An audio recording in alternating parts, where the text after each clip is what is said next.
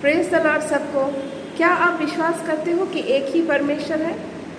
अगर आप सिर्फ यही विश्वास करते हो कि एक ही परमेश्वर है तो सिर्फ ये ऐसा ही विश्वास काफ़ी नहीं है, ऐसा वचन बोलता है। क्योंकि अगर हम अपने विश्वास के साथ कर्म को नहीं मिलाते तो वो विश्वास व्यर्थ है। याकूब की पत्री चैप्टर 2 का 19 और 20 में ऐसा ही लिखा है। और वहाँ पर ऐसा भी बोला गया है, जब अब्राहम ने विश्वास किया कि उनको परमेश्वर जातियों का पिता बनाएंगे, उनके वंश को बहुत बढ़ाएंगे, तारों के समान बढ़ाएंगे, तो उन्होंने विश्वास किया।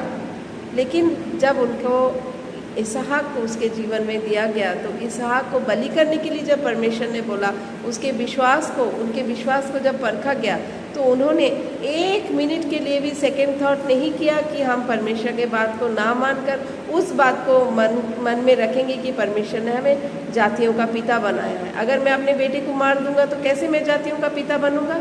ऐसा कोई भी थॉट अब्राहम के हृदय में नहीं आया। इनफैक्ट उन्होंने तुरंत परमेश्वर की आज्ञा को मानकर इस विश्वास के साथ कि परमेश्वर ने बोला है मुझे जातियों का पिता बनाएंगे तो बनाएंगे। अगर वो अभी मेरी विश्वास को परखना चाहते हैं तो वो विश्वास को मैं परखने के लिए उस कर्म को करूँगा। इसहाक को बलिदान करने के लिए जब परमेश्वर ने बोला तो उन्होंने पीछे नहीं मुड़ा। वो इसहाक को बलिदान करने के लिए उस मोरिया पर्वत में गए। लेकिन ये परमेश्वर का अनुग्रह है कि परमेश्वर ने उन्हें बचाया, यहोवा यिरे ने उनको बचाया। उसके जगह में और एक मेमना का बलिदान हुआ।